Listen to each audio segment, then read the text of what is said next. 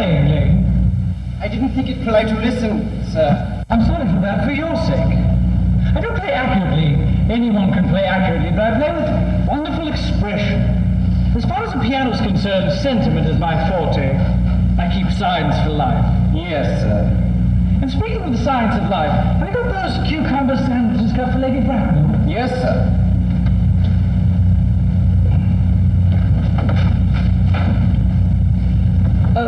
By the way, I see from your book that on last Thursday when Lord Shorman and Mr. Worthing were dining with me, 8 bottles of champagne are admitted as having been consumed. Yes, sir. 8 bottles and a pint. Why is it that at a bachelor's establishment the servants invariably drink the champagne? I ask merely for information. I attribute it to the superior quality of the wine, sir. I've often observed that in married households the champagne is rarely of a first-rate brand. Good heavens! Is marriage so demoralizing as that? I believe it is a very pleasant state, sir. I have had very little experience of it myself up to the present. I've only been married once, and that was in consequence of a misunderstanding between myself and a young person. I don't know that I'm much interested in your family life, Lane. No, sir. It's not a very interesting subject. I never think of it myself. Very natural, I'm sure. That will do, Lane. Thank you. Thank you, sir.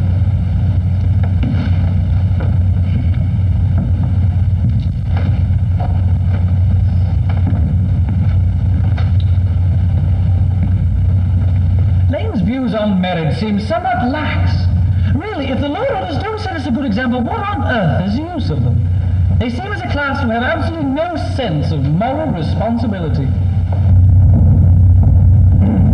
Mr. Earnest Worthing. How are you, my dear? That's what brings you up to town. No, pleasure. What else should bring one anywhere? Eating as usual, I see, Algy. I believe it is customary in good society to take some slight refreshment at 5 o'clock.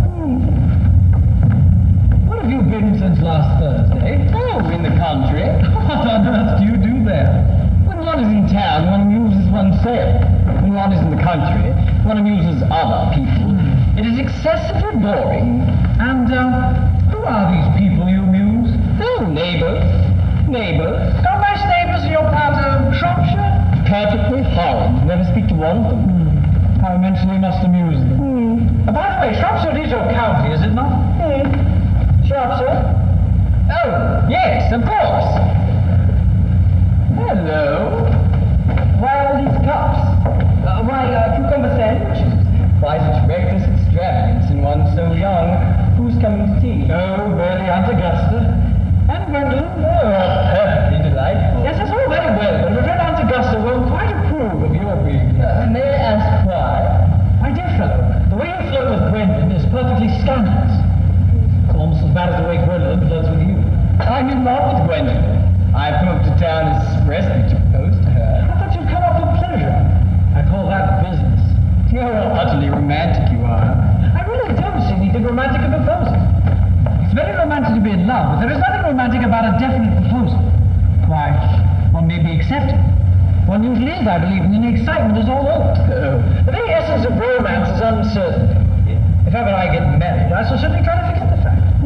I have no doubt about that, dear Algy. The divorce court was specially invented for people whose memories are so curiously constituted. Well, there is no use speculating on the subject. Divorces are made in heaven. Please don't touch the cucumber sandwiches. They're all especially for Aunt Augusta. Well, you've been eating them all the time. That is quite a different matter. She is my aunt. Have some bread and butter. The bread and butter is for Gwendolyn. Gwendolyn is devoted to bread and butter.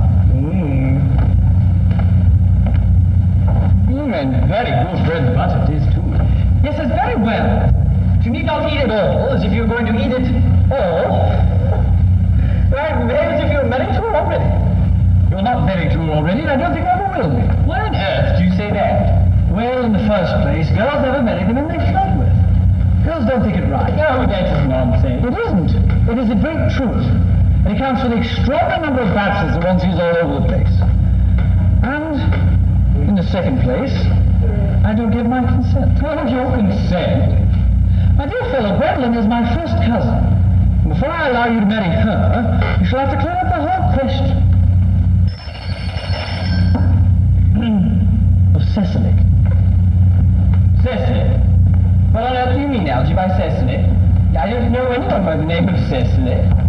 Bring me that cigarette case Mr. Worthing left in the smoking room the last time he dined, dear. Yes, sir.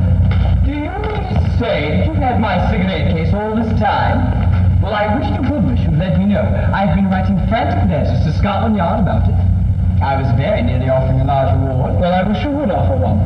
I happen to be more than usually hard up. Well, there's no good offering a large reward now that the thing is found. I think it rather mean of you, Ernest, I must say. However, it makes no matter, for now that I look at the inscription inside, I find that the thing isn't yours after all. Well, of course it's mine. You've seen me with it 100 times, and you have no right whatsoever to read what's written inside.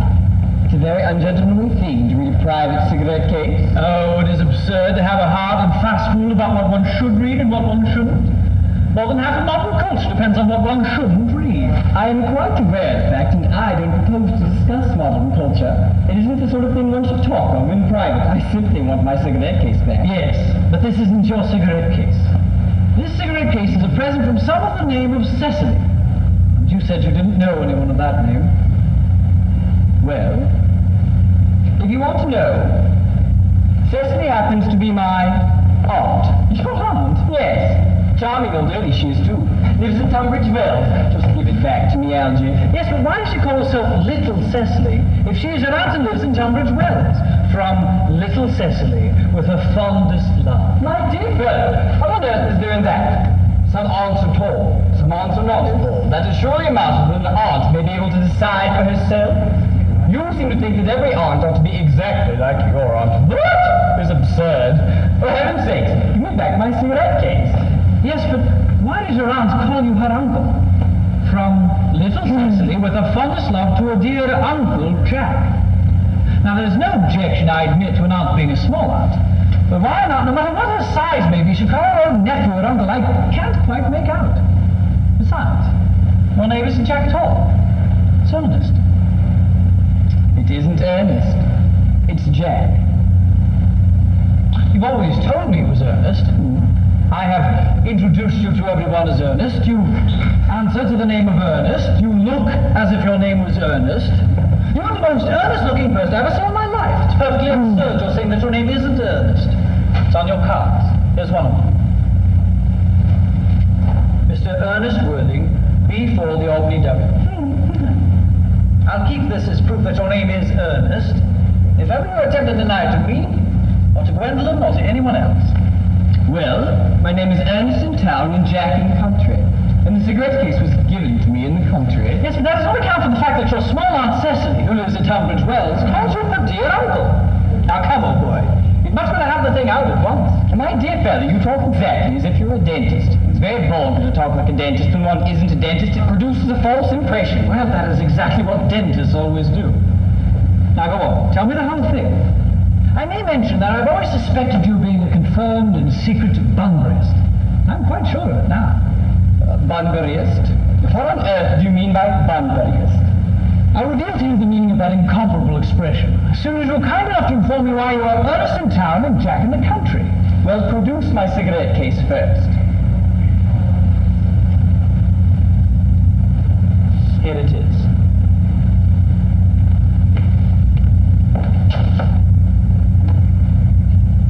Now produce your explanation. And pray, make it improbable. There's nothing improbable in my explanation at all. In fact, it's perfectly ordinary.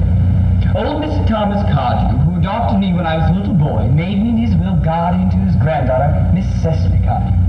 Cecily, who addresses me as her uncle from motives of respect which you could not possibly appreciate, lives at my place in the country, under the charge of her esteemed governess, Miss Prison. What is that place in the country, by the way? That is nothing to you, dear boy. You're not going to be invited. I may tell you quite candidly, the place is not in Shropshire. I suspected that, my dear fellow. I've bunburyed all over Shropshire on 2 separate occasions. Now go on. Why are you Earnest in town and Jack in the country? My dear fellow, I don't know whether you'll be able to understand my real motives. You are hardly serious enough. When one is placed in the position of guardian, one must adopt a very high and moral tone on all subjects. It's one's duty to do so. And, as a high and moral tone can hardly be said to conduce to either one's health or one's happiness, in order to get up to town, I've always pretended to have a younger brother by the name of Earnest, who lives in the Albany and gets into the most dreadful scrapes. That, my dear Algy, is the whole truth, pure and simple. Well, the truth is rarely pure and never simple. Modern life would be very tedious if it were either. Modern literature, a complete impossibility. That wouldn't be at all a bad thing. Literary criticism is not your forte, my dear fellow. Don't try it. You should leave that for people who haven't been to a university. They do it so well in the daily papers. What you really are is a Bunburyist. I was quite right in saying that you were a Bunburyist. You're one of the most advanced Bunburyists I know. What on earth do you mean by Bunburyist? You have invented a very useful younger brother called Earnest, in order that you may be able to come up to town as often as you like. I have invented an invaluable permanent invalid called Bunbury, in order that I may be able to go down to the country as often as I choose. Bunbury is perfectly invaluable. If it wasn't for Bunbury's extraordinary bad health, for instance, I wouldn't be able to dine with you tonight at Willis's, for I've been really engaged to Aunt Augusta for more than a week. I haven't asked you to dine with me anywhere tonight. I know. You're absurdly careless about sending out invitations. It is very foolish of you. Nothing annoys people so much as not receiving invitations. You had much better dine with your Aunt Augusta. I've no intention of doing anything of the kind. To begin with, I dine there on Monday. Once a week is quite enough to dine with one's own relations. In the second place, whenever I do dine there, I'm always treated as a member of the family, and sent down with either no woman at all, or two. In the third place, I know perfectly well whom she will place me next to. She will place me next to Mary Farquhar. All these flirts with her own husband across the dinner table. But it's not very pleasant. Indeed, it's not even decent. And that sort of thing is enormously on the increase. The number of women in London who flirt with their own husbands is perfectly scandalous. It looks so bad. It's simply washing one's clean linen in public. Besides, now that I know you to be a confirmed and secret Bunburyist, I naturally want to talk to you about Bunbury. I want to tell you the rules. I'm not a Bunburyist at all. If Gwendolyn accepts me, I'm going to kill my brother. Indeed, I think I'll kill him in any case. Cecily's a little too much interested in him. It's rather a bore. So I'm going to get rid of Earnest. And I strongly advise you to do the same with your with your invalid friend with the absurd name. Nothing will induce me to part with Bunbury. And if you ever get married, which seems to be extremely problematic, you will probably be very glad to know Bunbury. A man who marries without knowing Bunbury has a very tedious time of it. Oh, that is nonsense. If I marry a charming girl like Gwendolyn, and she's the only girl I ever saw in my life that I would marry, I certainly won't want to know Bunbury. Then your wife will. What you don't seem to realize is that in married life, 3 is company, and 2 is none. That, my dear young friend, is the theory that the corrupt French drama has been propounding for the last 50 years. Yes, and that the happy English home is proved in half the time. Oh, for heaven's sakes, don't try to be cynical. It's perfectly easy to be cynical. My dear boy, it isn't easy being anything nowadays. Such a lot of beastly competition about it. That must be Aunt Augusta. Only relatives. Predators ever ring in that Wagnerian manner. Now, if I get her out of the way for 10 minutes, so that you may have an opportunity of proposing to Gwendolyn, may I dine with you tonight at Willis's? Oh, I suppose so, if you want to. Yes, but you must be serious about it. I hate people who are not serious about meals. It's so shallow. Lady Bracknell and Miss Fairfax. Good afternoon, dear Algernon. I hope you are behaving very well. I'm feeling very well, Aunt Augusta. That's not quite the same thing. In fact, the two things rarely go together.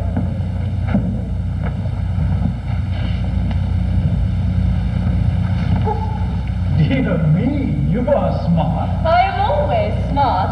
Am I not, Mr. Worthing? You are quite perfect, Miss Fairfax. I hope I am not that. It leaves no room for development, and I intend to develop in many directions. I'm sorry if we're a little late, Algernon, but I was obliged to call on dear Lady Harbury. I hadn't been there since her poor husband's death. I never saw a woman so altered. She looks quite 20 years younger. And now I'll have a cup of tea and one of those nice cucumber sandwiches you promised me. Certainly, Aunt Augusta. Won't you come and sit here, Gwendolyn? Thanks, Mamma, but I'm quite comfortable where I am. Good heavens, Lane. Why are there no cucumber sandwiches? All of them special. There were no cucumbers in the market this morning, sir. I went down twice. No cucumbers? No, sir. Not even for ready money. That will do. Thank you, sir. I am greatly distressed, Aunt Augusta, about there being no cucumbers. Not even for ready money. It really makes no matter, Algernon. I had some crumpets with Lady Harbury, who seems to me to be living entirely for pleasure now. I hear her hair has turned quite gold from grief. It certainly has changed its color. From what cause, I, of course, cannot say. Thank you. I've quite a treat for you tonight, Algernon. I'm going to send you down with Mary Farquhar. She is such a nice woman and so attentive to her husband. It's delightful to watch them. I'm afraid, Aunt Augusta, that I'm going to have to give up the pleasure of dining with you tonight after all. Oh, I hope not, Algernon. It would put my table completely out. Well, your uncle would have to dine upstairs. Fortunately, he's accustomed to that. It is a great bore, and I need hardly say a terrible disappointment to me, but I've just had a telegram to say that my poor friend Bunbury is dreadfully ill again. They seem to think I should be with him. It is very strange. This Mr. Bunbury seems to suffer from curiously bad health. Yes, Bunbury's a dreadful invalid. Well, I must say, Algernon, that I think it is high time that Mr. Bunbury made up his mind whether he was going to live or die. This shilly-shallying with the question is absurd. Nor do I in any way approve of this modern sympathy with invalids. I consider it morbid. Illness of any kind is hardly a thing to be encouraged in others. Health is the primary duty of life. I'm always telling that to your poor uncle, but he never seems to take much notice, as far as any improvement in his ailment goes. I should be much obliged if you would ask Mr. Bunbury from me to be kind enough not to have a relapse on Saturday, for I rely on you to arrange my music for me. My last reception, and one wants something that will encourage conversation, particularly at the end of the season, when everyone has practically said whatever they had to say, which in most cases was probably not much. I'll speak to Bunbury, Aunt Augusta, if he's still conscious, and I think I can promise he'll be all right by Saturday. However, the music is a great difficulty. You see, if one plays good music, people don't listen. And if one plays bad music, people don't talk. But I'll run over the program I've drawn out if you'll kindly come into the next room for a moment.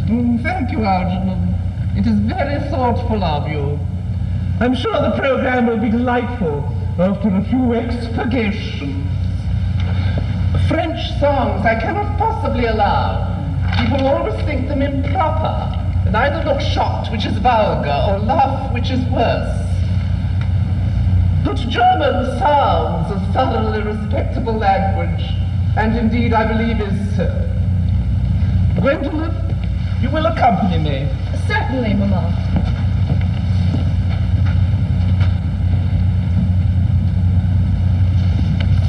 Charming day it's been, Miss Fairfax. Pray, don't talk to me about the weather, Mr. Worthing. Whenever people talk to me about the weather, I always feel quite certain that they mean something else, and that makes me so nervous. Well, I do mean something else. I thought so. In fact, I am never wrong.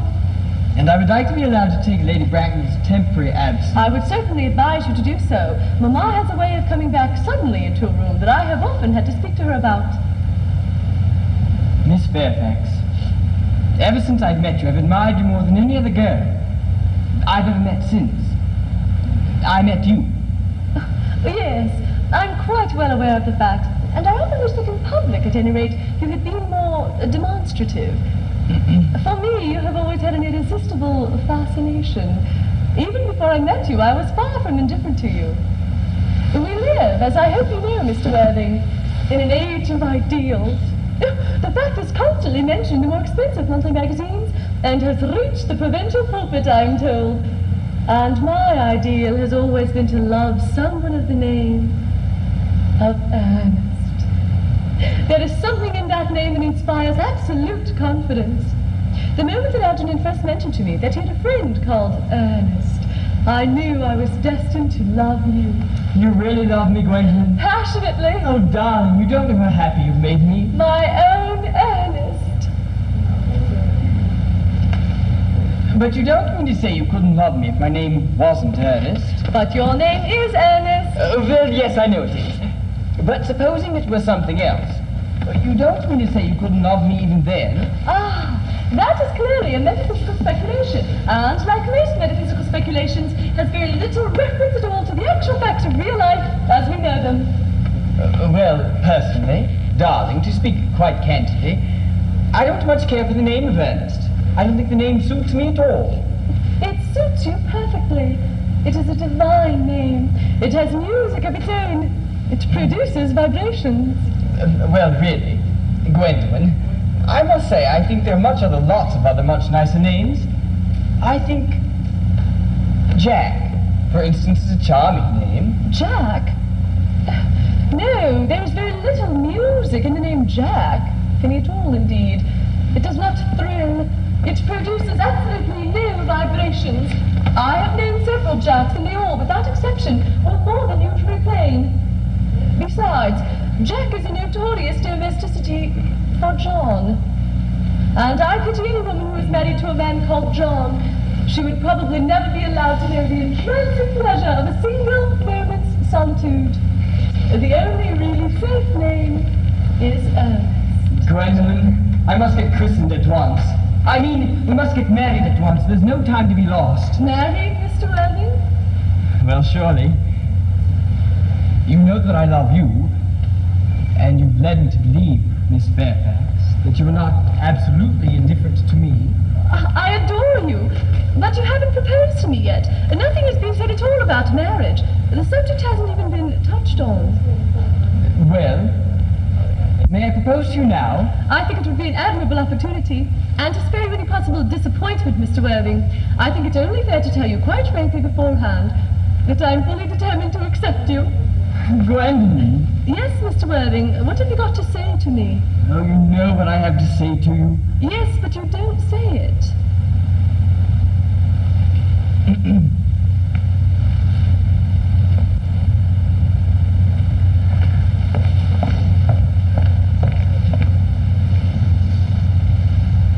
Gwendolyn, will you marry me? Oh, of course I will, darling. How long you've been about it. I'm afraid you've had very little experience in how to propose. Oh, my own one. I've never loved anyone in the world but you. Oh, yes. But men often propose to practice. I know my brother Gerald does. All my girlfriends tell me so. What wonderfully blue eyes you have, Ernest. They are quite blue. I hope that you will always look at me just like that, especially when there are other people present. Mr. Worthing, rise, sir, from this semi-recumbent posture. It is most indecorous. Mamma, I must beg you to retire. This is no place for you. Besides, Mr. Worthing is not quite finished yet. Finished what, may I ask? I am engaged to be married to Mr. Worthing, Mamma. Pardon me, you are not engaged to anyone. When you do become engaged to someone, I, or your father, should himself permit him, will inform you of the fact. An engagement should come on a young girl as a surprise, pleasant or unpleasant, as the case may be. It is hardly a matter that she could be allowed to arrange for herself. And now, Mr. Worthing, I have a few questions to put to you. While I'm making these inquiries, you, Gwendolen, will wait for me below in the carriage. Mamma. In the carriage, Gwendolen.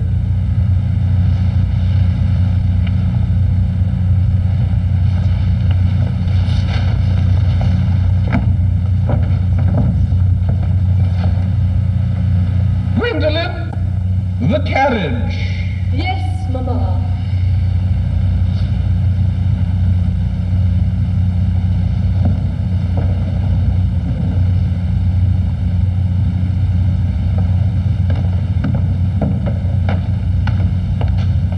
Take a seat, Mr. Worthing. Thank you, Lady Brackenlight, for standing. I feel bound to tell you you're not down on my list of eligible young men, although I have the same list as the dear Duchess of Bolton has. We work together, in fact. However, I am quite ready to enter your name should your answers be what a really affectionate mother requires. Do you smoke? Well, I must admit, I do smoke. I'm glad to hear it. A man should always have an occupation of some kind. There are far too many idle men in London as it is. How old are you? 29. A very good age to be married at. I have always been of opinion that a man who desires to get married should know either everything or nothing. Which do you know? I know nothing, Lady Bracknell. I am pleased to hear it. I do not approve of anything that tampers with natural ignorance. Ignorance is like a delicate exotic fruit. Touch it, and the bloom is gone. The whole theory of modern education is radically unsound. Fortunately, in England at any rate, education produces no effect whatsoever. If it did, it would prove a serious danger to the upper classes and probably lead to acts of violence in Grosvenor Square. What is your income? Between 7,000 and 8,000 a year. In land or in investments? In investments, chiefly. That is satisfactory. What's between the duties expected of one during one's lifetime and the duties exacted from one after one's death, land has ceased to be either a profit or pleasure. It gives one position and prevents one from keeping it up. That's all that can be said about land. Well, I have a country house, and land, of course, attached to it. About 1,500 acres, I do believe, but I don't depend on that for my real income. In fact, as far as I can make out, the poachers are the only people who make anything out of it. A country house? How many bedrooms? Well, that point can be cleared up afterwards. You have a townhouse, I hope. A girl with a simple, unspoiled nature like Gwendolen could hardly be expected to reside in the country. I own a home in Belgrave Square, but it's let by the year to Lady Bloxham. Of course I can get it back whenever I like at 6 months' notice. Lady Bloxham? I don't know her. Oh, she goes about to very little. She's a lady considerably advanced in years. Nowadays there is no guarantee of respectability of character. What number in Belgrave Square? 149. Ah, the unfashionable side. I thought there was something, but that could easily be altered. Do you mean the fashion or the side? Both, if necessary, I presume. What are your politics? Well, I'm afraid I really have none. I'm a liberal unionist. Oh, they count as Tories. They dine with us or come in the evening at any rate. Now to minor matters. Are your parents living? I've lost both my parents. Oh, to lose one parent, Mr. Worthing, may be regarded as a misfortune. To lose both looks like carelessness. Who was your father? He was evidently a man of some wealth. Was he born in what the radical papers call the purple of commerce? Or did he rise from the ranks of the aristocracy? I'm afraid I really don't know. The fact is, Lady Bracknell, I said I had lost both my parents. It would be near the truth to say they seem to have lost me. Well, I don't actually know who I was by birth. I was found. Found? Yes. The late Mr. Thomas Cardew, a very kind and charitable gentleman, found me and gave me the name of Worthing. You see, he had a first-class ticket to Worthing in his pocket at the time. Now, Worthing is a place in Sussex, a seaside resort. Where did the charitable gentleman who had a first-class ticket for this seaside resort find you? In a handbag. A handbag? Yes, Lady Bracknell, I was in a handbag. A rather large black leather handbag with handles to it. A rather ordinary handbag, in fact. In what locality did this Mr. James or Thomas Cardew come across this ordinary handbag? In the cloakroom at Victoria Station. You see, it was given to him in mistake for his own. The cloakroom at Victoria Station? Yes, the Brighton line. The line is immaterial. Mr. Worthing, I confess I feel somewhat bewildered by what you have just told me. To be born, or at any rate bred in a handbag, whether it had handles or not, seems to me to display a contempt for the ordinary decencies of family life that reminds one of the worst excesses of the French Revolution. And I presume you know what that unfortunate movement led to. As for the particular locality in which the handbag was found, a cloakroom at a railway station might serve to conceal a social indiscretion. Has probably indeed been used for that purpose before now. But it could hardly be regarded as an assured basis for a recognized position in good society. May I ask you then what you'd advise me to do? I hardly need to say I would do anything in the world to ensure Gwendolyn's happiness. I would strongly advise you to try and acquire some relations as soon as possible, and to make a definite effort to produce at any rate one parent of either sex before the season is quite over. I don't see how I could possibly manage to do that. I can produce the handbag at any moment. This is my dressing room at home. I think that should surely satisfy you, Lady Bracknell. Me, sir? What has it to do with me? You could hardly imagine that I and Lord Bracknell would dream of allowing our only daughter, a girl brought up with the utmost care, to marry into a cloakroom and form an alliance with a parcel. Good morning, Mr. Worthing.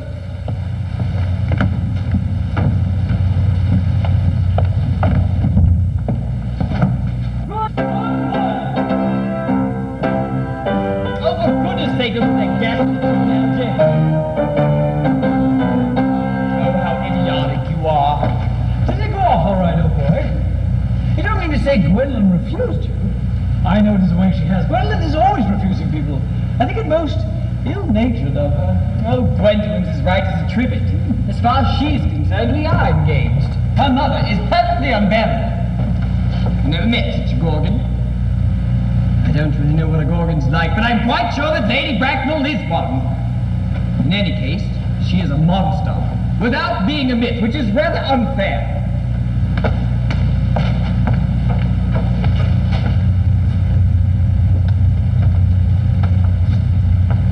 I beg your pardon, Algy. I suppose I shouldn't talk about your own aunt that way before you. My dear boy, I love hearing my relations abused. It's the only thing that makes me put up with them at all. Relations are simply a tedious pack of people who have the remotest instinct about when to die or the smallest knowledge of how to live. Oh, that is nonsense. It isn't. Well, I won't argue about the matter. You always want to argue about things. That is exactly what things were originally made for. Upon my word, if I thought that, I'd shoot myself. You don't think there's any chance of Gwendolyn becoming like her mother in about 150 years, do you, Algy? All women become like their mothers. That is their tragedy.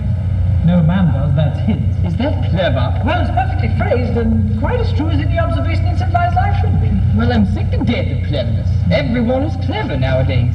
You can't go anywhere without meeting clever people. The thing's become an absolute public nuisance. I wish to goodness we had a few fools left. We have. Well, I would extremely like to meet them. What do they talk about? The fools? Oh, about the clever people, of course. Oh, what fools? By the way, did you tell Gwendolyn about your being Earnest in town and Jack in the country? My dear fellow, the truth isn't the sort of thing you tell a nice, sweet, refined girl. What extraordinary ideas you have about the ways to behave to a woman. The only way to behave to a woman is to make love to her if she's pretty, and to someone else if she's plain. Oh, that is nonsense. What about your brother? What about the profligate Earnest? Oh, by the end of the week I shall have got rid of him. Now, say he died in Paris of apoplexy. Well, lots of people die of apoplexy quite suddenly, don't they? Yes, but it's hereditary. It's the sort of thing that runs in families. You'd much better say that he died of a severe chill. Well, you're sure a severe chill is not hereditary or anything of the kind? Of course it isn't. Well, very well. My poor brother is carried off quite suddenly in Paris by a severe chill. That gets rid of him. Yes, but I thought you said that Miss Cardew was a little too much interested in your poor brother Ernest. Don't you feel his loss a good deal? Oh, that's all right. Cecily isn't a silly, romantic girl, I'm glad to say. She has a capital appetite, takes long walks, and pays no attention at all to her lessons. I'd very much like to see Cecily. I will take very good care that you never do. She's excessively pretty and only just 18. Have you told Gwendolyn yet that you have an excessively pretty ward who is only just 18? One doesn't blurt these things out to people. Cecily and Gwendolyn are perfectly certain to be extremely great friends. I will bet you anything you like that half an hour after they've met, they'll be calling each other sister. Women only do that when they call each other a lot of other things first. Now, my dear boy, if we want to go to a table at Willis's, we really must go up and dress. Do you know it's nearly 7? Oh, it's always nearly 7. I'm hungry. Well, I never knew you when you weren't. What shall we do after dinner? Go to a theatre? No, I loathe listening. Well, we might trot round to the Empire at 10. Oh, no, I can't bear looking at things. Well, let us go to the club. No, I hate talking. It's so silly. Well, what shall we do? Nothing. My dear fellow, it's very hard work doing nothing. However, I don't mind hard work when there is no definite object. Miss Fairfax. Gwendolyn! Upon my word! Algy, kindly turn your back. I have something very particular to say to Mr. Worthing. Gwendolyn, I don't think you can allow this at Algy, all. you always adopt a strictly immortal attitude towards life. You are not quite old enough to do that. My own darling. Ernest, we may never be married. From the expression on Mamma's face, I fear we never shall. Few parents nowadays pay any regard to what their children say to them. The old-fashioned respect for the young is fast dying out. Whatever influence I ever had over Mamma, I lost at the age of 3. But although she may prevent us from becoming man and wife, and I may marry someone else, and marry often, nothing she can possibly do can ever alter my eternal devotion to you. Dear Gwendolyn. The story of your romantic origin, as related to me by Mamma with unpleasing comments, has naturally stirred the deeper fibers of my nature. Your Christian name has an irresistible fascination. The simplicity of your character makes you exquisitely incomprehensible to me. Your town address in the Albany I have. What is your address in the country? The Manor House, Walton Cottage. There is a postal service there, I suppose. It may be necessary to do something desperate. That, of course, will require serious consideration. I shall communicate with you daily. Oh, my own darling. How long do you remain in town? Till Monday. Oh, good. Algy, you may turn round now. Thanks, I've turned round already. You may also ring the bell. You will let me see you to your carriage, my own darling. Certainly. I will see Miss Fairfax out. Yes, sir.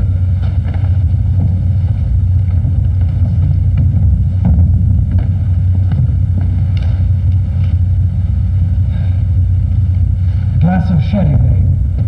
Yes, sir.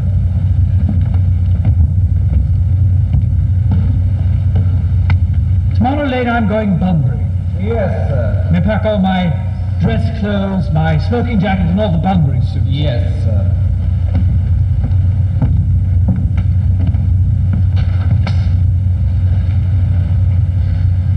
I hope tomorrow will be a fine day. It never is, sir. Lane, you are a perfect pessimist. I do my best to give satisfaction, sir. There's a sensible, intellectual girl. The only girl I ever cared for in all my life. What are you so amused at? Oh, I'm a little anxious about my poor friend Bunbury, that is all. If you don't take care, your friend Bunbury is going to get you into a serious scrape someday. Oh, I love scrapes. They're the only things that are never serious. That is nonsense, Algy. You never talk anything but nonsense. Nobody ever does.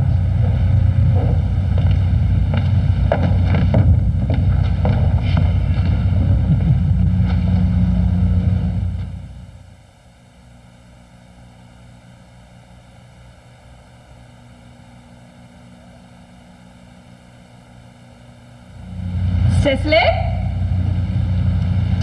Cecily. Surely such a utilitarian occupation as the watering of flowers is rather Moulton's duty than yours. Especially at a moment when intellectual pleasures await you. Your German grammar is on the table. Pray open to page 15. We will repeat yesterday's lesson. But I don't like German. And isn't it all a becoming language? I know perfectly well that I look Child, you know how anxious your guardian is that you should improve yourself in every way. He laid particular stress on your German as he was leaving for town yesterday. Indeed, he always lays stress on your German when he's leaving for town. Uncle Jack is so very serious. Sometimes he's so serious, I think he cannot be quite well. Your guardian enjoys the best of health, and his gravity of demeanor is especially to be commended in one so comparatively young as he is. I know no one who has a higher sense of duty and responsibility. I suppose that's why he often looks a little bored when we three are together. Cecily, I'm surprised at you. Mr. Worthing has many troubles in his life.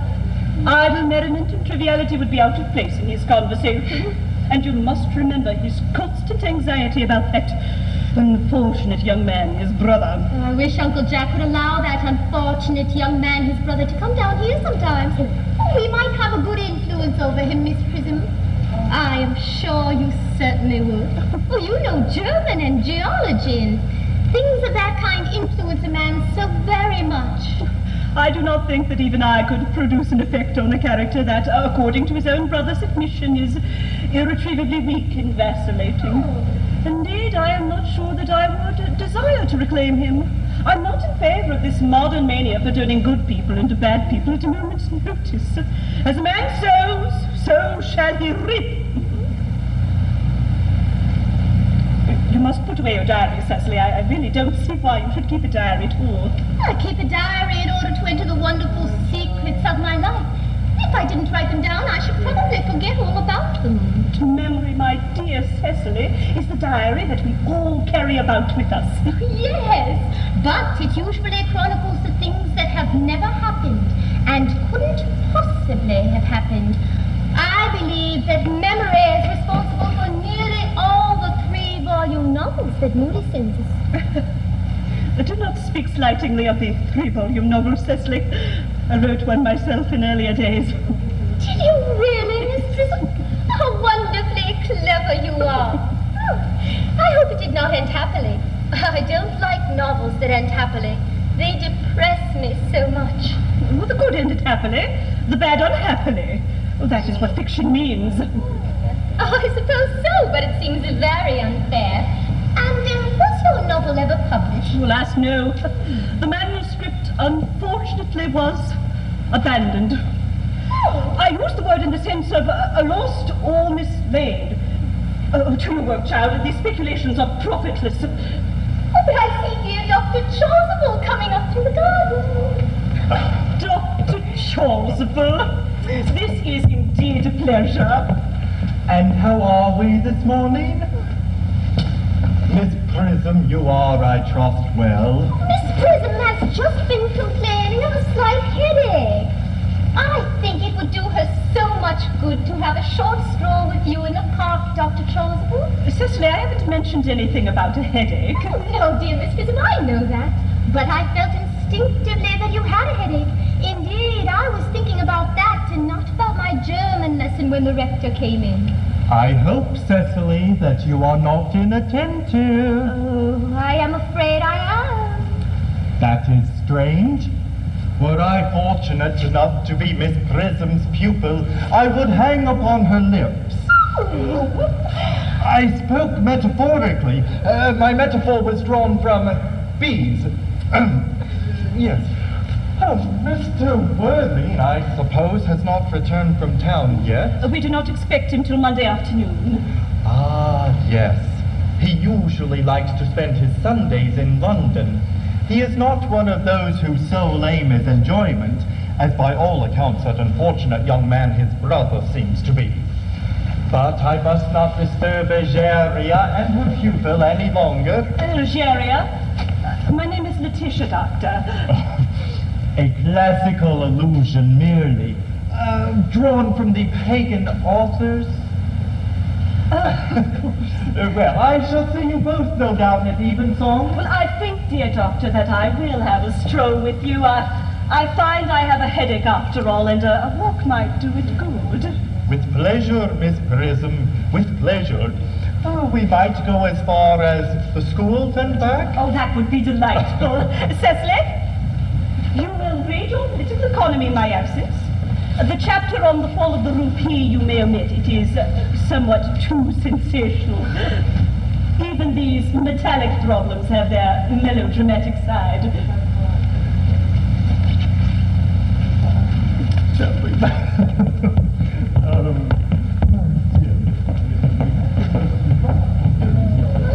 Horrid political economy, horrid geography, horrid German. Mr. Earnest Worthing has just driven over from the station. He's brought his luggage with him. Mr. Ernest Worthing, B4 the Albany W, Uncle Jack's brother. Did you tell him Mr. Worthing was in town? Yes, miss. He seemed very much disappointed. I mentioned that you and Miss Prism were in the garden. He said he was very anxious to speak to you, privately, for a moment. Pray ask Mr. Ernest Worthing to come out here. And I suppose you had better talk to the housekeeper about a room for him. Yes, miss.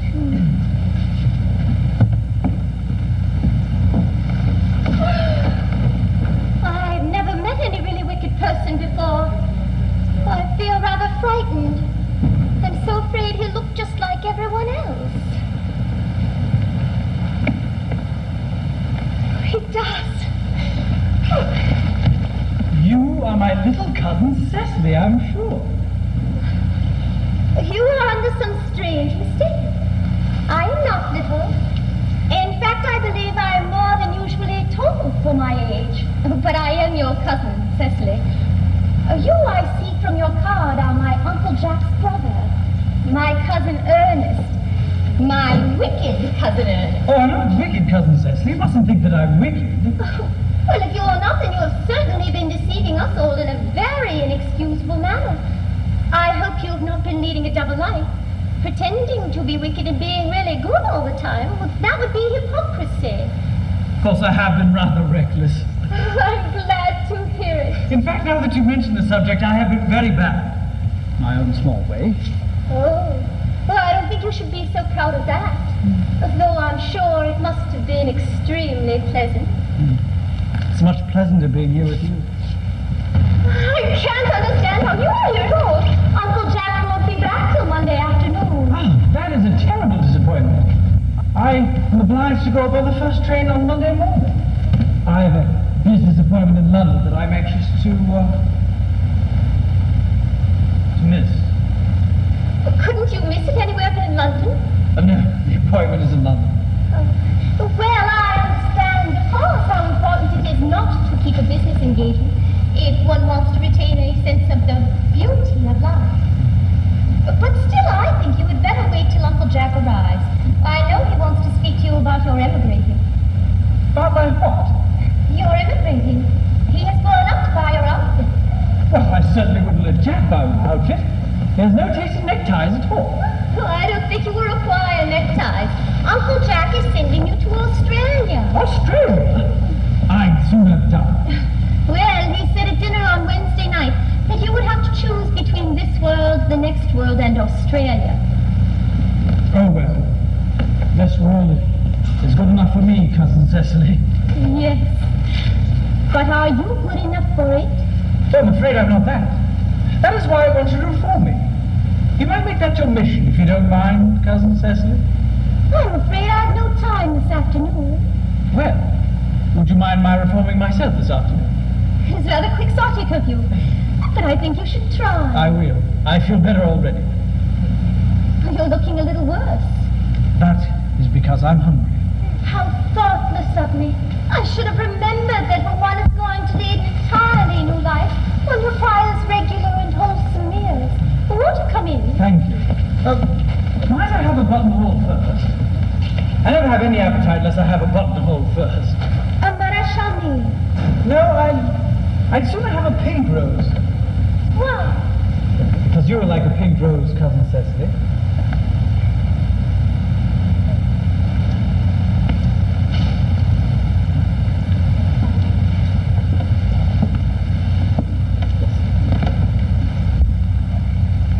I don't think it can be right for you to talk to me like that.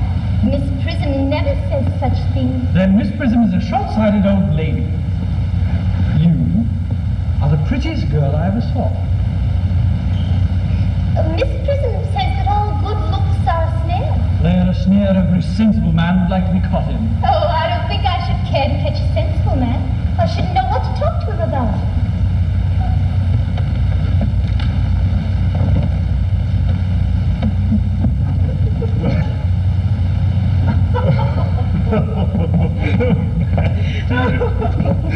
You are too much alone, dear Dr. Chasuble. You should get married. A misanthrope I can understand. A womanthrope never. Believe me, I do not deserve so neologistic a phrase. The precept as well as the practice of the primitive church was distinctly against matrimony. That is obviously the reason why the primitive church has not lasted up to the present day. And you do not seem to realize, dear doctor, that by persistently remaining single, a man converts himself into a permanent public temptation. Men should be more careful. This very celibacy leads weaker vessels astray.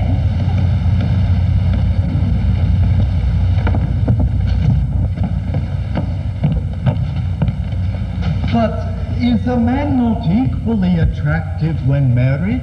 No married man is ever attractive, except to his wife. And often I've been told not even to her. Well, that depends on the intellectual sympathies of the woman. Maturity can always be depended on. Ripeness can be trusted.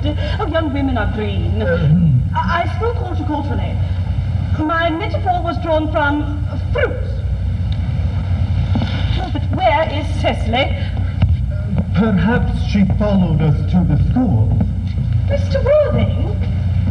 Mr. Worthing. Well, this is indeed a surprise. We did not look for you till Monday afternoon. I have returned sooner than I expected. Dr. Chasuble, I hope you are well. Dear Mr. Worthing, I trust this garb of woe does not betoken some terrible calamity? My brother. More shameful deaths and extravagance. Still leading his life of pleasure? Dead.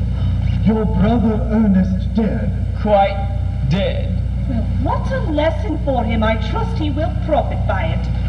Mr. Worthing, I offer you my sincere condolence. You have at least the consolation of knowing that you were always the most generous and forgiving of brothers. Poor Ernest. He had many, many faults, but it's still a sad, sad blow. Very sad indeed. Were you with him at the end? No, he died abroad, in Paris, in fact. I received a telegram last night from the manager of the Grand Hotel. Was the cause of death mentioned? A severe chill, it seems. As a man sows, so shall he reap. Charity, dear Miss Prism, charity. None of us are perfect. I myself am peculiarly susceptible to draughts. Will the interment take place here? No, he seemed to express a desire to be buried in Paris.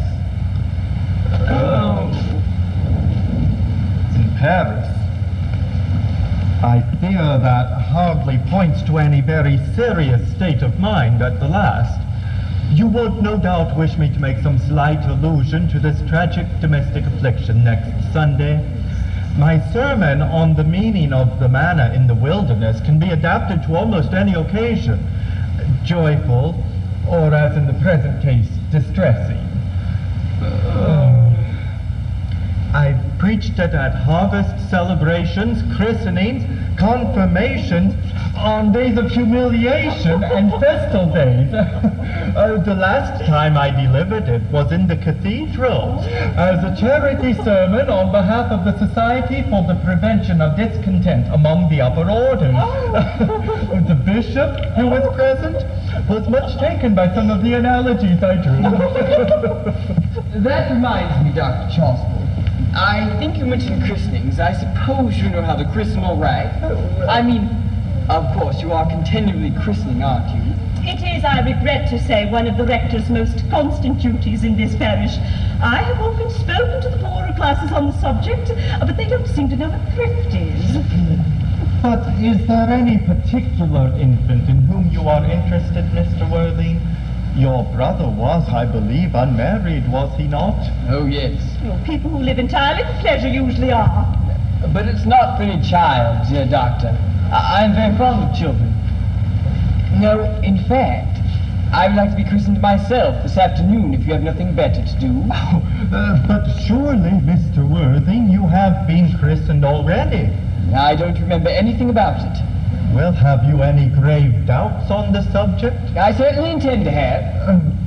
Of course, if you think the thing would bother you in any way, or if you think I'm a little too old now. Oh, not at all. Indeed, the sprinkling and indeed the immersion of adults is a perfectly canonical practice. Immersion? Oh, you need have no apprehensions.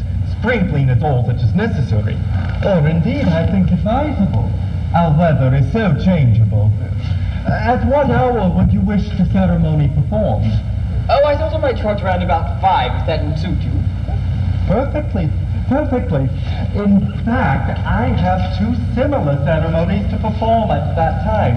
A case of twins that occurred recently on one of the outlying cottages on your own estate.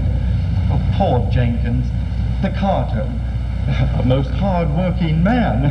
No, well, I don't think it would be much fun being christened along with other babies. It would seem so childish. Would 5:30 do? Admirably. And now, dear Mr. Worthing, I will not intrude any longer into a house of sorrow. I merely beg you to not be too much bowed down by grief. What seem to us bitter trials are often blessings in disguise. Well, this seems to me a blessing of an extremely obvious kind.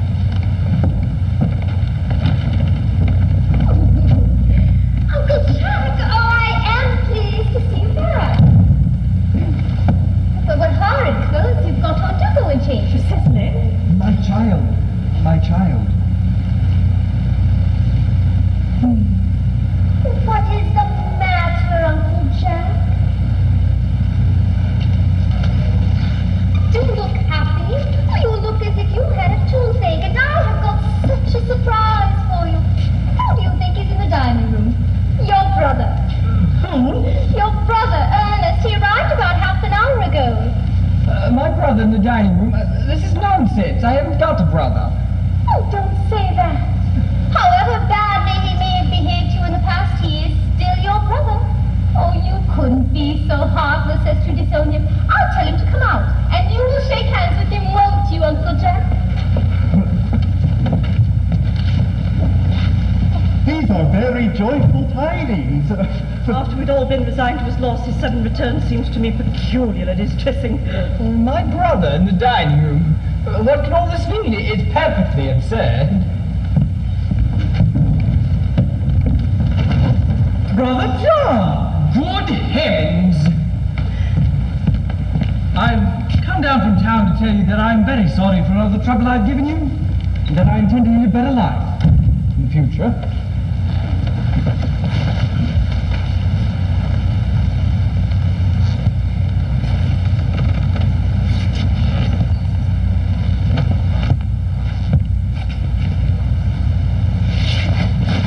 Uncle Jack, you are not going to refuse your own brother's hand. Nothing will induce me to take his hand. His coming down here is disgraceful. He knows perfectly well why. Uncle Jack, do be nice. There is some good in everyone. Ernest has just been telling me about his poor invalid friend, Mr. Bunbury, whom he goes to visit so often. And surely there must be much good in one who is kind to an invalid and leaves the pleasures of London to sit by a bed of pays. He's been telling you about Bunbury, has he? Yes. He has told me all about poor Mr. Bunbury and his terrible state of health. Bunbury. Well, I won't have him talking to you about Bunbury or about anything else. It's enough to drive one perfectly frantic. Of course, I admit that the faults are all on my side. But I must say, I think that Brother John's coldness to me is peculiarly painful, especially considering this is the first time I've come here.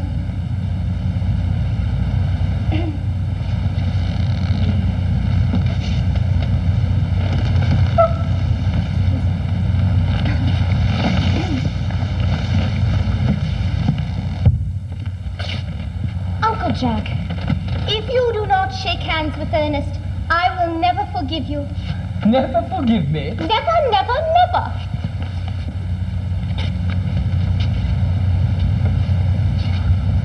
Well, it's the last time I shall ever do it.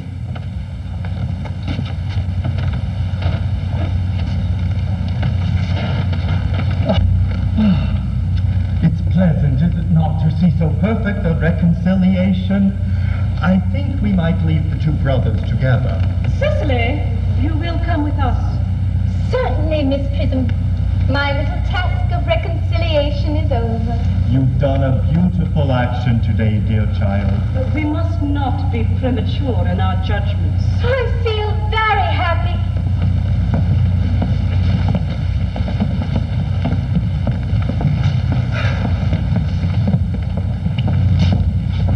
You young scoundrel, Algy. You must get out of this place as soon as possible. I don't allow thundering here. I put Mr. Earnest's things in the room next to yours, sir. I suppose that is all right. What? Mr. Earnest's luggage, sir. I have unpacked it and put it in the room next to your own. His luggage? Yes, sir. 3 portmanteaus, a dressing case, 2 hat boxes, and a large luncheon basket. I'm afraid I can't stay more than a week this time. Merriman, order the dog cart at once. Mr. Earnest has been suddenly called back to town. Yes, sir. What a fearful liar you are, Jack. I haven't been called back to town at all. Yes, you have. I haven't heard anyone call me. Your duty as a gentleman calls you back. My duty as a gentleman has never interfered with my pleasures in the smallest degree. Well, I can quite understand that. Well, Cecily is a darling. You are not to talk of Miss Cardew like that. I don't like it. Oh, I don't like your clothes. You look perfectly ridiculous in them. Why on earth don't you go up and change? It's perfectly childish to be in deep mourning for a man who's actually staying with you in your house as a guest. I call it grotesque.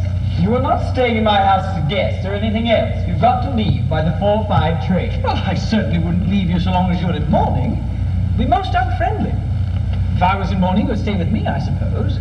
I should think you very unkind if you didn't. Well, will you go if I change my clothes? Yes, if you're not too long about it. I never saw anyone take so long to dress. With such little result.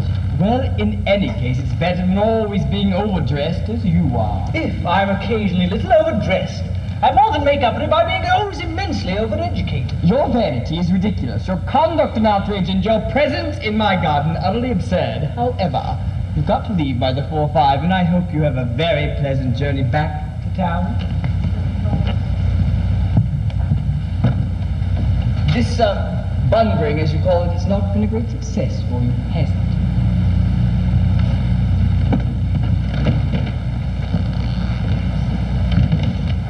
I think it has been a great success. I'm in love with Cecily, and that is everything. But I must see her before I go and make arrangements for another Bunbury. There she is. Well, I merely came back to water the roses. Thought you were with Uncle Jack. He's gone to one of the dog cart for me. Oh, is he taking you for a nice drive? No, he's going to send me away. So then have we got to part? I'm afraid so. Though it's a most painful parting. It is always painful to part from people whom one has known for a very brief space of time. The absence of old friends one can endure with equanimity, but even a momentary separation from anyone to whom one has just been introduced is almost unbearable. Thank you. The dog cart is waiting, sir. It can wait, Merriman, for 5 minutes. Yes, miss. Cecily, I hope I shall not offend you if I state quite frankly and openly that you seem to me to be in every way the visible personification of absolute perfection. Oh, I think your frankness does you great credit, Ernest. If you will allow me, I will copy your remarks into my diary. Do you really keep a diary? I'd give anything to read it, may I? No. Oh, you see, it is merely a very young girl's record of her own thoughts and impressions, and consequently meant for publication. When it appears in volume form, I hope you will order a copy. Oh, but pray, Ernest, don't stop. I delight in taking down from dictation. I have reached absolute perfection. You can go on. I'm quite ready for more. Oh, don't cough, Ernest. When one is dictating, one should speak fluently and not cough. Besides, I don't know how to spell a cough. Cecily, ever since I first laid eyes upon your wonderful and incomprehensible beauty, I've dared to love you wildly, devotedly, passionately, hopelessly. Oh, I don't think you should tell me that you love me wildly, devotedly, passionately, hopelessly. Hopelessly doesn't seem to make much sense, does it?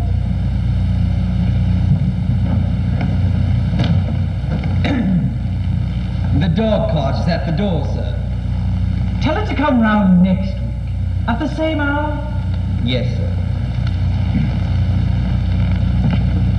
Uncle Jack would be very much annoyed if he knew you were staying on till next week at the same hour. I don't care about Jack. I don't care about anyone in the whole world but you. I love you, Cecily. You will marry me, won't you? You silly boy, of course. Why, we've been engaged for the last 3 months. For the last 3 months? It will be exactly 3 months on Thursday. But how did we become engaged? Well, you see, as soon as dear Uncle Jack first confessed to us that he had a younger brother who was very wicked and bad, you, of course, have formed the chief topic of conversation between myself and Miss Prism. And, of course, a man who is much talked about is always extremely attractive. One feels there must be something in him after all. I dare say it was foolish of me, darling, but I fell in love with you.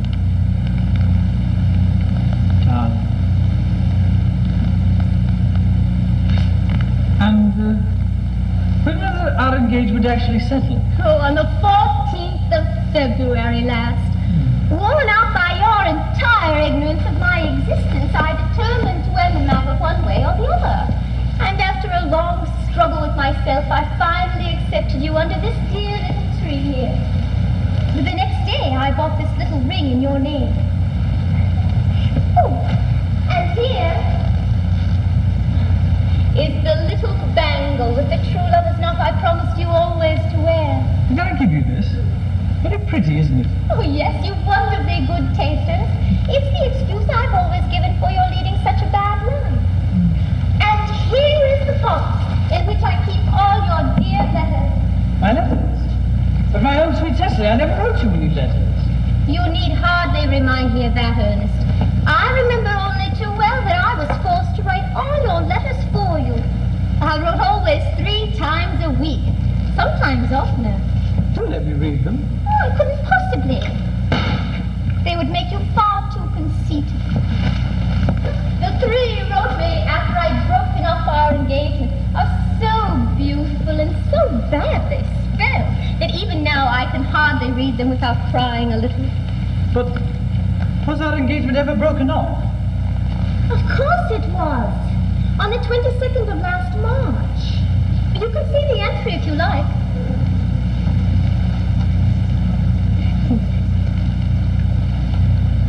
Today I broke off my engagement with Earnest. I feel it is better to do so. The weather still continues charming. But why did you break it off? What had I done? Oh, I done nothing. Cecily, I'm very much hurt indeed to hear that you broke it off. Especially when the weather was so charming. It would hardly have been a really serious engagement if it hadn't been broken off at least once. But I forgave you before the week was out. What a perfect angel you are, Cecily. Oh, you dear romantic boy.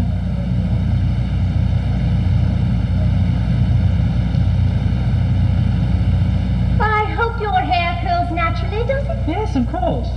With a little help from others. I'm so glad. Cecily, you'll never break off an engagement again, will you? I don't think I could now that I've actually met you. Besides, of course, there is the question of your name. Yes, of course. You mustn't laugh at me, darling. But it had always been a girlish dream of mine to love someone whose name was Earnest. There's something about that name that seems to inspire absolute confidence. I pity any poor married woman whose husband is not called Ernest. But, my own sweet Cecily, do you mean to say you couldn't love me if I had some other name? But what other name? Oh, any name you like. Algernon, for instance. But I don't like Algernon. But, my own sweet, loving little darling, I really don't see why I should object to the name of Algernon. It's not a bad name at all. In fact, it's a rather aristocratic name. Half the chaps get into the bankruptcy court to call Algernon. But seriously, Cecily, if my name was Algie, couldn't you love me? Well, I might respect you, Ernest. I might admire your character. But I fear I shouldn't be able to give you my undivided attention. Cecily, your rector here is, I suppose, thoroughly experienced in all the rites and ceremonials of the church? Oh, yes. Dr. Chasuble is a most learned man. He's never written a single book, so you can imagine how much he knows. I must speak to him at once on a most important christening. On an important business. Oh. I shan't be away more than half an hour. Well, considering that we have been engaged since February the 14th and that I only just met you today for the first time, I think it is rather hard that you should leave me for so long a period as half an hour. Couldn't you make it 20 minutes? I shall be back in no time. Oh, what an impetuous boy he is. I like his hair so much. I must enter his proposal into my diary. Miss Fairfax has just called for Mr. Worthing. On very important business, Miss Fairfax states. Isn't Mr. Worthing in his library? Mr. Worthing went over in the direction of the rectory some time ago. Well, pray ask the lady to come up here. Mr. Worthing is sure to be back soon, and you could bring tea. Yes, miss. Miss Fairfax. I suppose one of the many good elderly women who are associated with Uncle Jack and some of his philanthropic work in London. I don't quite like ladies who are interested in philanthropic work. I think it is so forward of them. Miss Fairfax.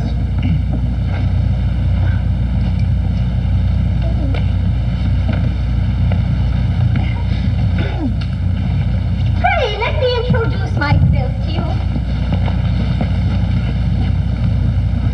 My name is Cecily Cardew. Cecily Cardew? Oh, what a very sweet name. Something tells me we are going to be great friends. I like you already, more than I can say. And my first impressions of people are never wrong. How nice of you to like me so much after we've known each other such a comparatively short time. Pray, sit down.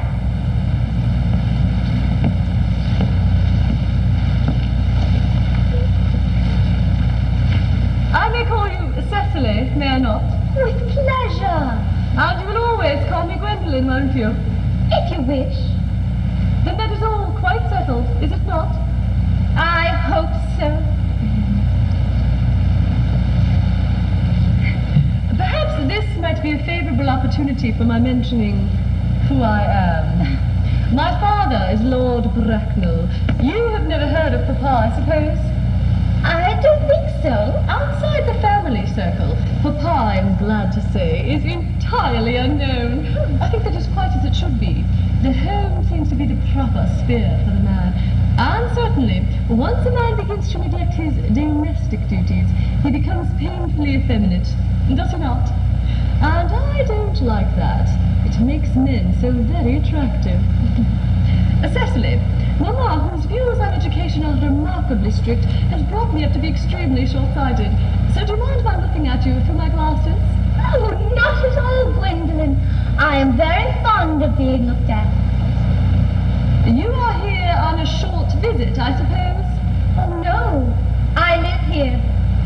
Really? Your mother, no doubt, or some female relative of advanced years, resides here also? Oh, no. I have no mother, nor in fact any relations. Indeed. My dear guardian, with the assistance of Miss Prism, has the arduous task of looking after me. Your guardian? Yes.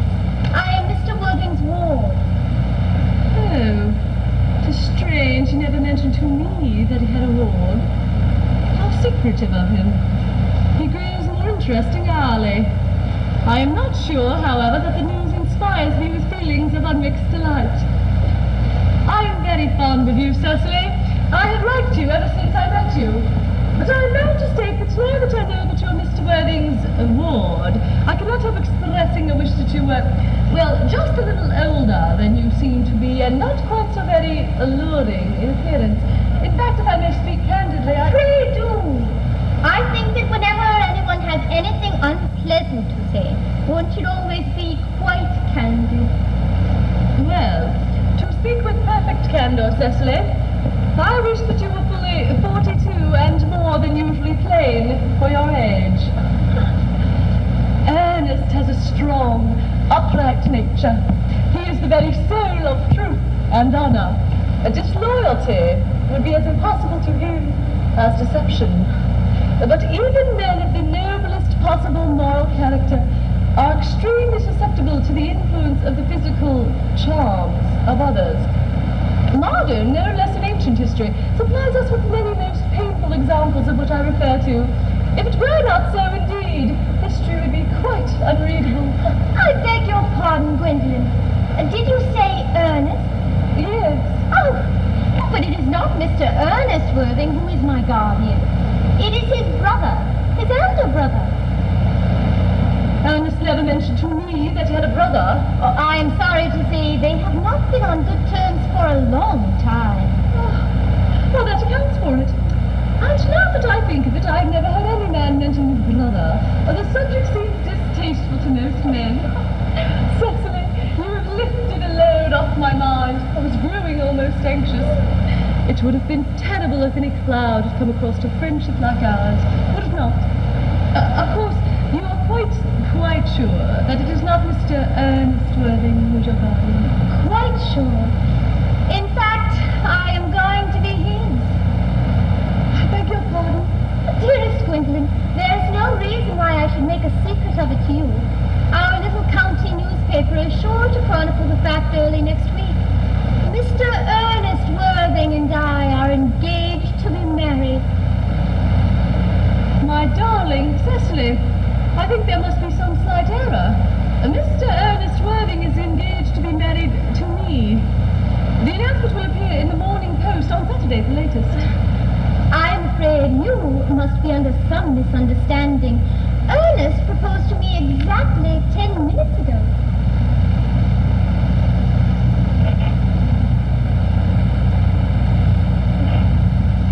It is very curious, for he asked me to be his wife yesterday afternoon at 5:30. If you would care to verify the incident, pray do so. I never travel without my diary. One should always have something sensational to read in the train. I am so sorry, dear Cecily, if it is any disappointment to you, but I'm afraid I have the prior claim. It would distress me more than I could say, dearest Gwendolyn, if it caused you any mental or physical anguish.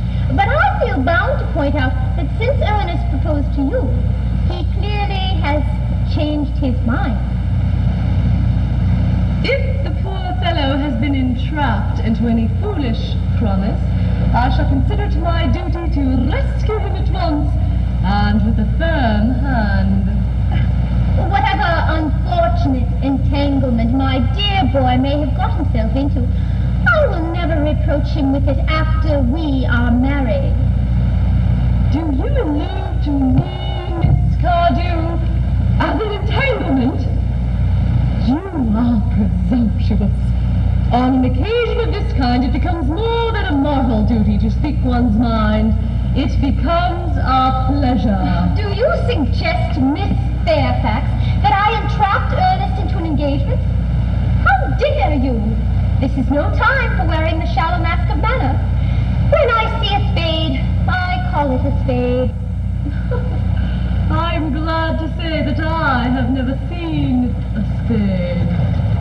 It is obvious that our social spheres have been widely different. Shall I lay tea here as usual, miss? Yes.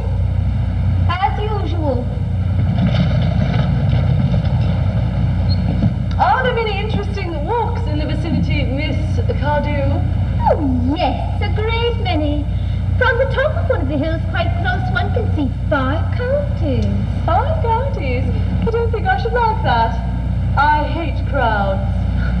I suppose that is why you live in town. Oh, quite a well-kept garden this is, Miss Cardew. So glad you like it, Miss Fairfax.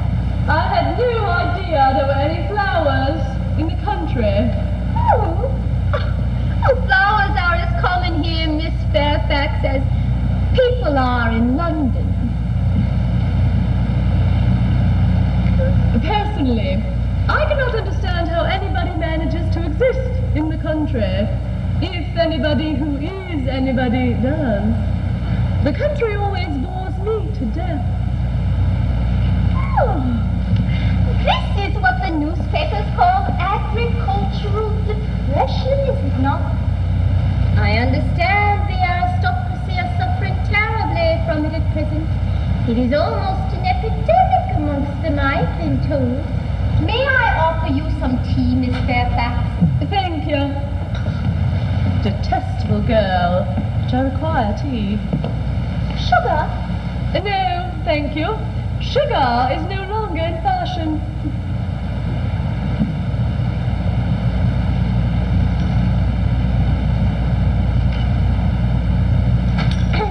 Cake or bread and butter? Bread and butter, please. Cake is rarely seen in the best houses nowadays.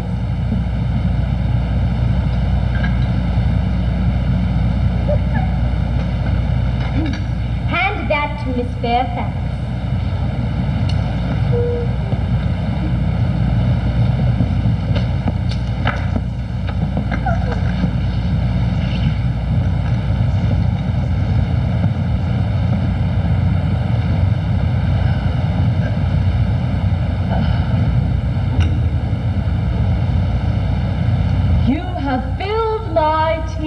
With lots of sugar. And though I ask most distinctly for bread and butter, you have given me cake.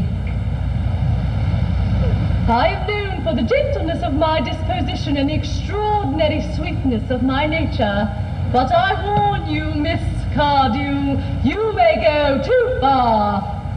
To save my poor, innocent, trusting boy from the machinations of any other girl, there are no lengths to which I would not go. From the moment I saw you, I distrusted you. I felt that you were false and deceitful. I am never deceived in such matters. My first impressions of people are invariably right. It seems to me, Miss Fairfax, that I am trespassing on your valuable time. No doubt you have many other calls of a similar character to make in the neighborhood. Ernest! My own Ernest! Gwendolyn, darling. A moment. May I ask if you're engaged to be married to this young lady? To dear little Cecily? No, of course not. What could have put such a silly idea in your pretty little head? Well, thank you. You may. I knew there must be some misunderstanding.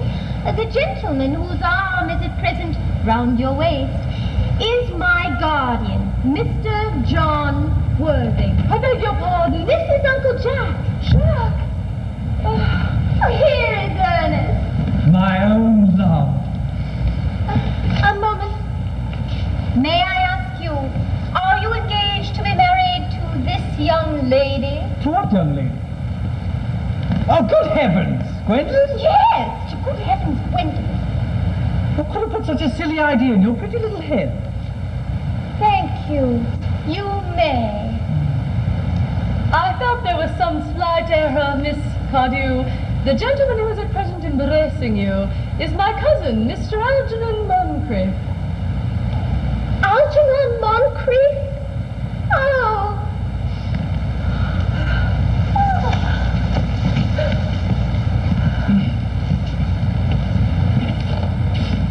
Are you called Algernon? I cannot deny it. Oh.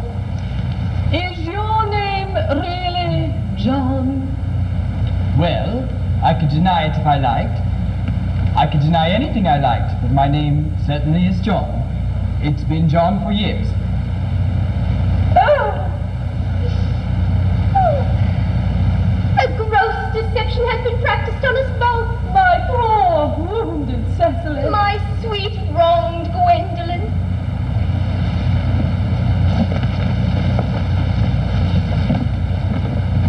You will call me sister, will you not? There is just one thing I should like to be allowed to ask my guardian. An admirable idea. Mr. Erling, there is just one question I would like to be permitted to put to you. Where is your brother Ernest? We are both engaged to be married to your brother Ernest, so it is of some importance to us to know where your brother Ernest is at present. Gwendolen, Cecily, it is very painful for me to be forced to speak the truth. It is the first time in my life I have been reduced to such a painful position, and I have very little experience in doing anything of the kind. However, I may tell you quite frankly that I have no brother Earnest. I have no brother at all. I've never had a brother in my life, and I certainly do not intend to ever have one in the future. No brother at all? None. Had you never a brother of any kind? Not even of any kind. I'm afraid, Cecily, that neither of us is engaged to be married to anyone. It is not a very pleasant position for a young girl suddenly to find herself in, is it? Let us go into the house. They will hardly venture to come after us in there. No. Men are such cowards, aren't they?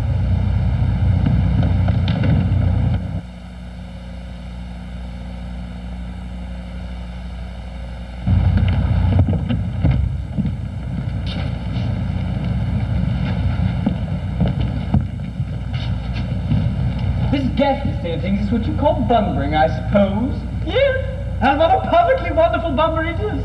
The most wonderful Bunbury I've ever had in my life. Well, you have no right whatsoever to Bunbury here. That is absurd. One has a right to Bunbury anywhere one chooses. Every serious Bunburyist knows that. Serious Bunburys? Good heavens! Well, one must be serious about something if one wants to have any amusement in life. I happen to be serious about Bunbury. What on earth you're serious about, I haven't the remotest idea. About everything, I should fancy. We have such an absolutely trivial nature. Well, the only small satisfaction I have in the whole of this wretched business is that your friend Bunbury is quite exploded. You won't be able to run down to the country quite so often as you used to, dear Algy, and a very good thing, too. Your brother is a little off-coloured, isn't he, dear Jack? You won't be able to disappear to London quite so frequently as your wicked custom was. Not a bad thing, either. And as for your conduct towards Miss Cardew, I must say that you're taking in a sweet, simple, innocent girl like that is perfectly unbearable, to say nothing of the fact that she is my ward. I can see no possible defence at all. You're deceiving a brilliant, clever, thoroughly experienced young lady like Miss Fairfax. You say nothing of the fact that she is my cousin. I wanted to be engaged to Gwendolen, that is all. I love her. I simply wanted to be engaged to Cecily. I adore her. Well, there's certainly no chance of you ever marrying Miss Cardew. I don't think there is much likelihood, Jack, of you and Miss Fairfax being united. Well, that's no business of yours. If it was my business, I wouldn't talk about it.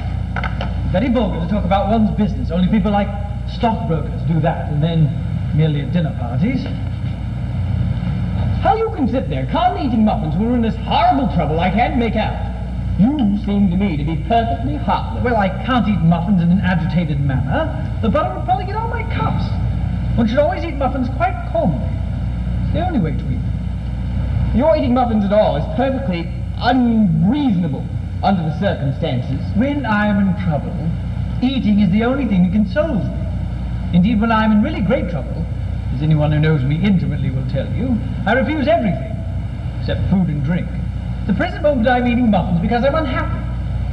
Besides, I am particularly fond of muffins. Well, there's no reason why you should eat them all in that greedy way. I wish you would have tea cake instead. I don't like tea cake. Good heavens! I suppose a man can eat his own muffins in his own garden. Yes, but you just said it's perfectly heartless to eat muffins. I said it is perfectly heartless of you under the circumstances. That is a very different thing. That may be. The muffins are the same.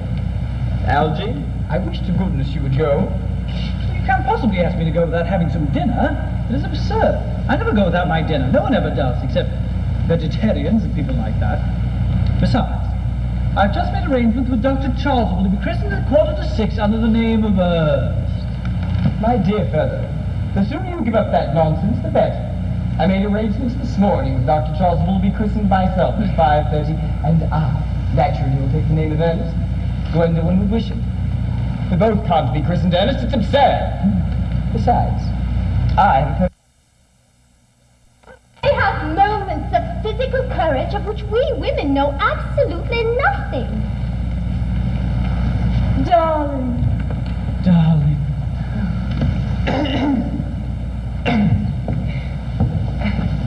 Lady Bracknell. Good heavens! Gwendolyn, what does this mean? Merely that I'm engaged to be married to Mr. Worthing, Mamma. Sit down! Sit down immediately. Hesitation of any kind is a sign of mental decay in the young, of physical weakness in the old. Apprised, sir, of my daughter's sudden flight by her trusty maid, whose confidence I purchased by means of a small coin, I followed her at once by a luggage train. Her unhappy father is, I'm glad to say, under the impression that she is attending a more than usually lengthy lecture by the University Extension Scheme on the influence of a permanent income on thought. I do not propose to undeceive him. Indeed, I've never undeceived him on any question. I would consider it wrong. But of course, you will clearly understand that all communication between yourself and my daughter must cease immediately, from this moment. On this point, as indeed on all points, I am firm. I'm engaged to be married to Gwendolyn, Lady Bracknell. Well, you are nothing of the kind, sir. And now, as regards Algernon. Yes, Aunt Augusta. May I ask if it is in this house that your invalid friend, Mr. Bunbury, resides? Oh, no, Bunbury doesn't live here. Bunbury is somewhere else at present. In fact, Bunbury's dead. Dead? When did Mr. Bunbury die? His death must have been extremely sudden. I killed Bunbury this afternoon. Bunbury died this afternoon. What did he die of? Bunbury? Oh, he was quite exploded. Exploded? Was he the victim of a revolutionary outrage? I was not aware that Mr. Bunbury was interested in social legislation. If so, he is well punished for his morbidity. I mean, Aunt Augusta, that he was found out. The doctors found out he could not live. That is what I mean, so Bunbury died. He seems to have had great confidence in the opinion of his physicians. I'm glad, however, that he made up his mind at the last to some definite course of action and acted under proper medical advice. And now that we have finally got rid of this Mr. Bunbury, may I ask Mr. Worthing, who is that young person whose hand my nephew Algernon is now holding in what seems to me a peculiarly unnecessary manner? That lady is Miss Cecily Cardew, my ward. Cecily?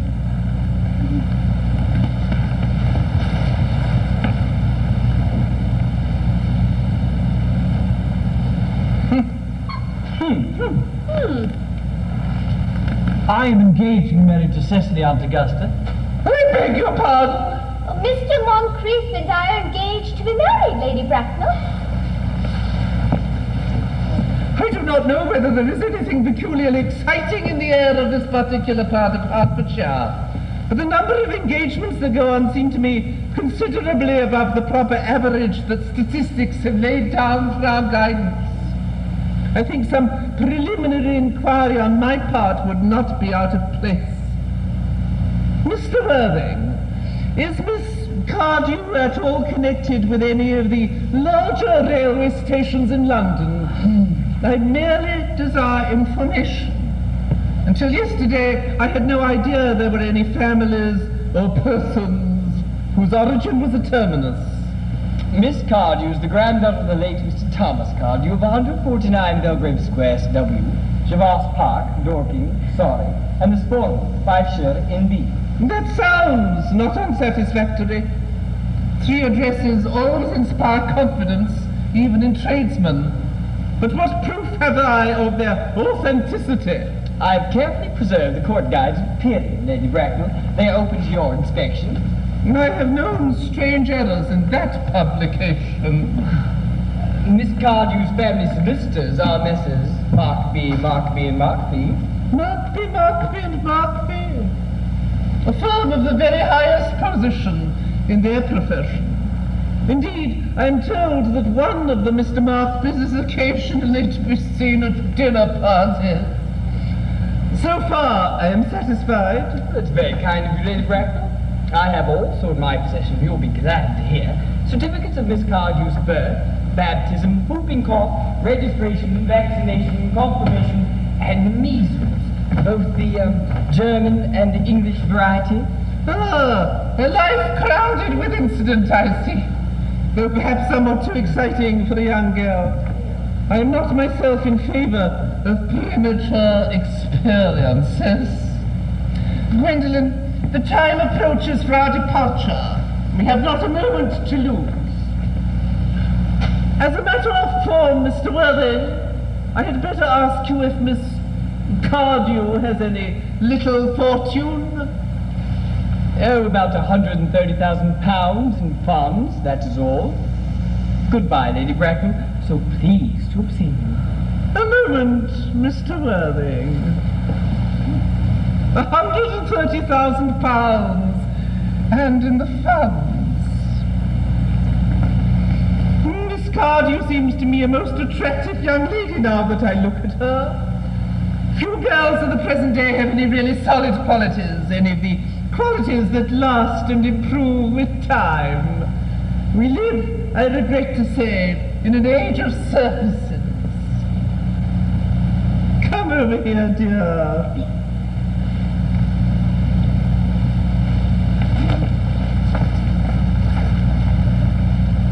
Pretty child. Your dress is sadly simple and your hair seems almost as nature might have left it. But we can soon alter all that. A thoroughly experienced French maid produces a really marvelous result in a very brief space of time. I remember recommending one to young Lady Lancing, and after 3 months her own husband did not know her. And after 6 months, nobody knew her. Kindly turn round, sweet child. No, the side view is what I want. Yes, quite as I expected. There are distinct social possibilities in your profile. The 2 weak points in our age are its want of principle and its want of profile. Chin a little higher, dear. Style largely depends on the way the chin is worn. They're worn very high just at present. Algernon. Yes, Aunt Augusta. There are distinct social possibilities in Miss Cardew's profile. Cecily is the sweetest, dearest, prettiest girl I ever saw in my life, and I don't care tuppence about social possibilities. Never speak disrespectfully of society, Algernon. Only people who can't get into it do that. Dear child, of course, you know that Algernon has nothing but its debts to depend upon. But I